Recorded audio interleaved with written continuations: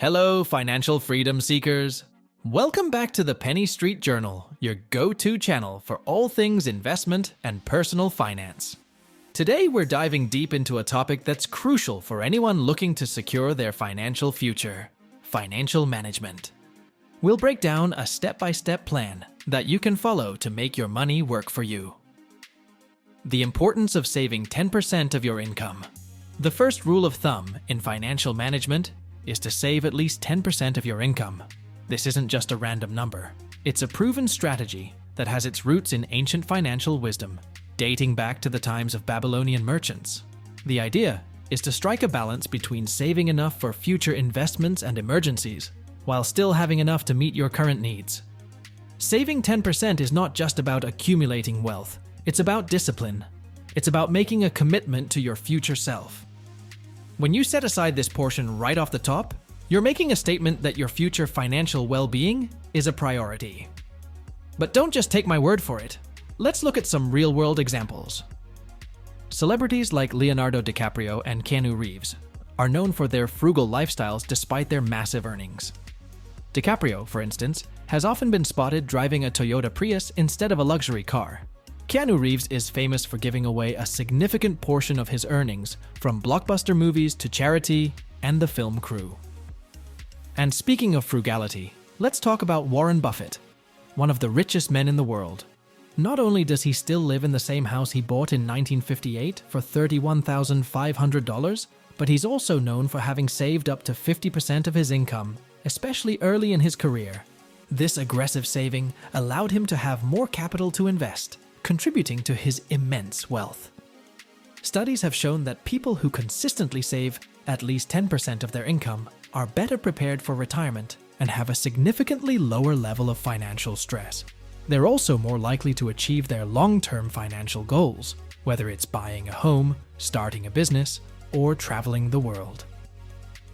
So, if you're not already doing it, start now.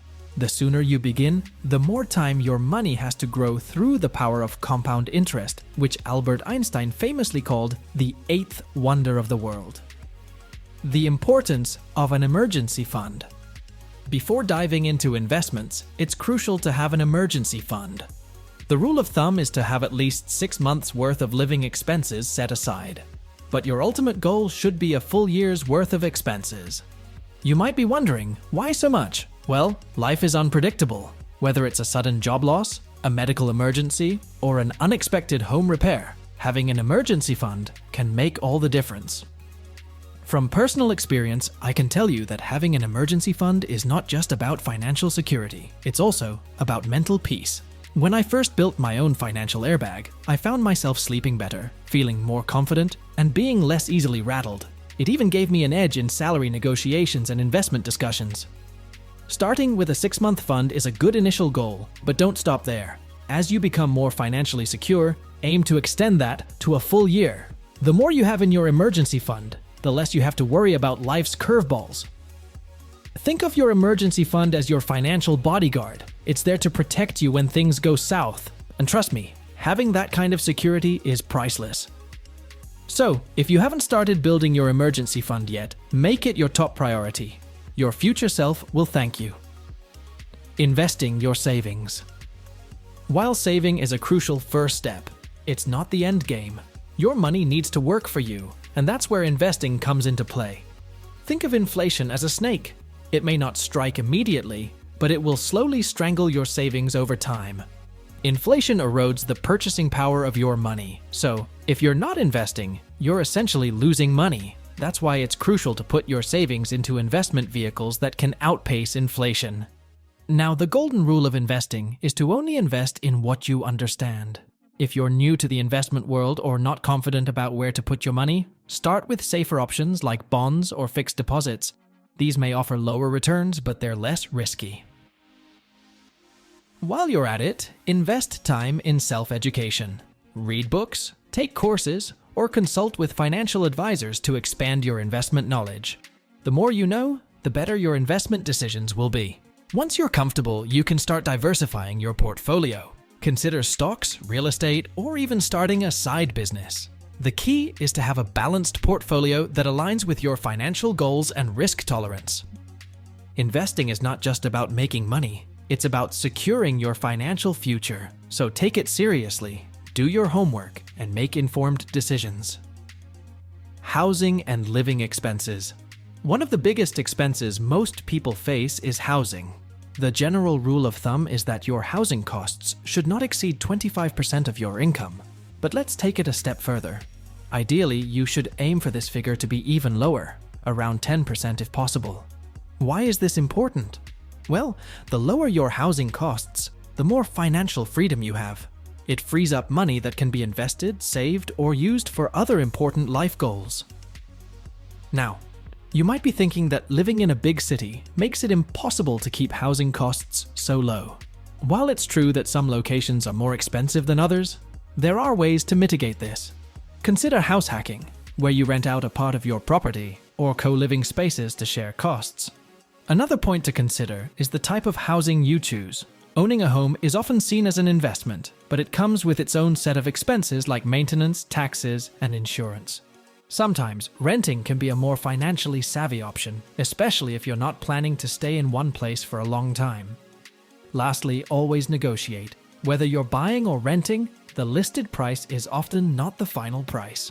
A little negotiation can go a long way in reducing your housing costs and, by extension, increasing your financial freedom. Food and entertainment budget. When it comes to budgeting for food and entertainment, the numbers to remember are 25% and 10%, respectively, allocating less than 25% of your income for food and no more than 10% for entertainment ensures that you're living within your means. But let's be honest, it's easy to go overboard, especially with unexpected expenses like birthday gifts or last-minute outings. So how do you plan for the unplanned? My advice is simple. Make an annual calendar. List all the holidays, birthdays, anniversaries, and any other events you'll likely spend money on. Estimate how much each event will cost you and sum it up for the year. Then, divide that total by 12 months. This way, you're setting aside a little each month for these unpredictable expenses, making them, in fact, quite predictable. Another tip is to use budgeting apps or financial tracking software. These tools can help you monitor your spending in real time, alerting you when you're nearing your budget limit. Also, consider meal planning and cooking at home as ways to further reduce your food expenses. Not only is it healthier, but it's also more cost-effective in the long run. And don't forget about free or low-cost entertainment options. From public events to outdoor activities, there are plenty of ways to have fun without breaking the bank. Remember, the goal is financial freedom, and every penny counts. Being mindful of your spending today sets the stage for a more secure and enjoyable tomorrow. Vacation budgeting. Vacations are a wonderful way to recharge and de-stress, but they can also be a financial burden if not planned carefully. The rule of thumb here is to allocate no more than 5% of your annual income for vacations. Remember, vacations are important for mental health, but they shouldn't derail your financial goals. Planning is key. The earlier you start planning your vacation, the better deals you'll find. Whether it's flight tickets, accommodations, or activities, prices are generally lower when booked in advance. Consider traveling during the off-season. Not only will you avoid the crowds, but you'll also benefit from lower prices on almost everything, from flights and hotels to attractions. Another tip is to set up a separate vacation fund. Just like you save for emergencies or investments, put aside a small amount each month specifically for vacations. This way, when the time comes, you won't have to dip into your regular savings, or, worse, go into debt. Don't overlook the power of a staycation. Sometimes the relaxation you seek can be found right in your hometown, saving you the cost and stress of travel. Lastly, always look for deals and discounts. Many travel websites offer package deals that include flights, hotels, and even some activities. These packages can offer significant savings compared to booking everything separately. In summary, vacations are a necessary part of life, but they don't have to be a financial strain. With careful planning and budgeting, you can have your cake and eat it too.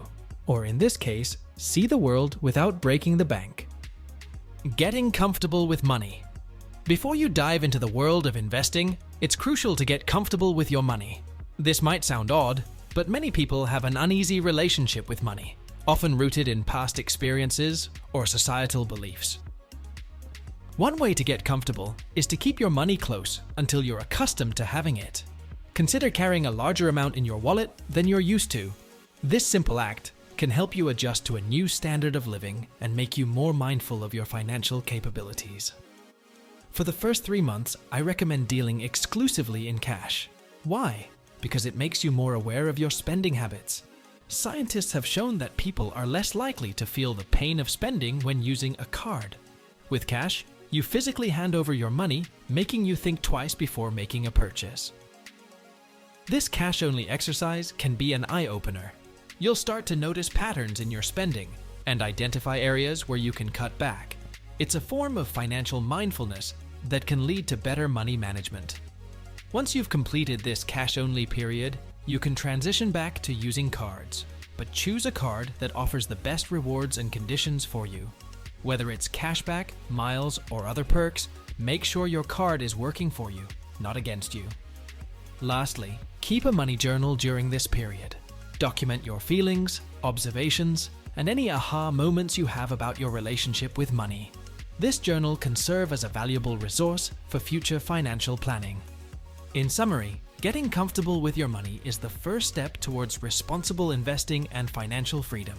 It sets the stage for a healthier, more proactive approach to managing your finances. Smart investing. Investing is an art and a science, and the first rule is to invest only in sectors you understand well. This not only reduces your risk, but also increases your chances of a good return. If you're not an expert in tech stocks, maybe steer clear until you've done your homework. Speaking of homework, continuous learning is key. The investment landscape is always changing, and staying updated will help you reach your financial goals faster. Remember, the first rule of investment is not to lose the money you already have. The second rule is to learn from other people's mistakes. Trust me, you'll make your own, but why not minimize them by learning from others? Whether it's reading investment books, following financial news, or listening to podcasts, make it a habit to learn from the experiences of seasoned investors. Never use all your savings to pay off debts. Your capital should always be intact. This is crucial because your capital is your power to earn more. Using it all to pay off debt leaves you vulnerable. A growing concern today is the rise of credit card debts. It's easy to swipe and forget, but those bills pile up. If you're struggling with this and want to know how to manage or get rid of loans, let me know, and we can delve into that topic in a future video. Lastly, always have an exit strategy. Know when to cut your losses or take your profits. Smart investing is not just about making good choices at the entry point, but also about knowing when to exit. That's it for today, folks. Remember, the journey to financial freedom is a marathon, not a sprint. Stick to these guidelines, and you'll be well on your way to achieving your financial goals. If you found this video helpful, don't forget to like, share, and subscribe to the Penny Street Journal. Until next time, keep investing wisely.